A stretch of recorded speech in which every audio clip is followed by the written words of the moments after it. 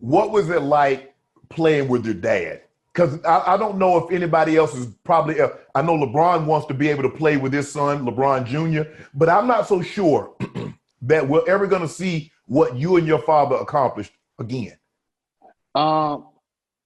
He actually called me. He said, hey, the Mariners want me. And he said, is it okay with you? He said, this is your team. And I was like, hell yeah. So, you know, and he gets there. We do the press conference. We go down there. And as we're riding the elevator, he goes, now, you know, we got a bet. I was like, what's that? He goes, whoever gets the first hit, the other one got to pay lunch. I was like, deal. But the other person get a chance to tie. So finally, I see the lineup card. He batting second, I'm batting third. So we're walking out to the field. I said, you know what? For 17 years, you protected me. Right now, I get to protect you. And I kept going. He starts laughing. So we get up he's on the on-deck circle. He gets up, and then I come up there. And I yell, get a hit, Dad. And I turn around, and my entire dugout is laughing. Because, you know, as we get older, gray beard, fossil, old man, you know, all this, you know, right. Pops. Yeah. But for somebody to say, hey, get a hit, Dad, and actually mean it, right. They were shocked. I was like, that's my dad. I'm like, but I learned how to actually hit watching him, because how he set up pitchers, what he did. It actually, you know, if you look at it, I hit 264. I ended up hitting 300 the second year, and I hit 327 my third year, which I was third in the batting title behind Julio Franco and Wade Boggs. Right.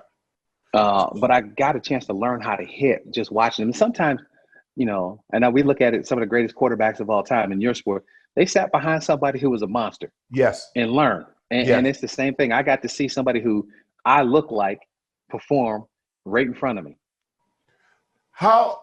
How long did your mom and dad pay your bills after you became the #1 draft pick? Did they stop that immediately? What? What you mean immediately? As of June 2nd, 1987, those bills have been cut off. Actually, what's funny is, like, I came home from my rookie year.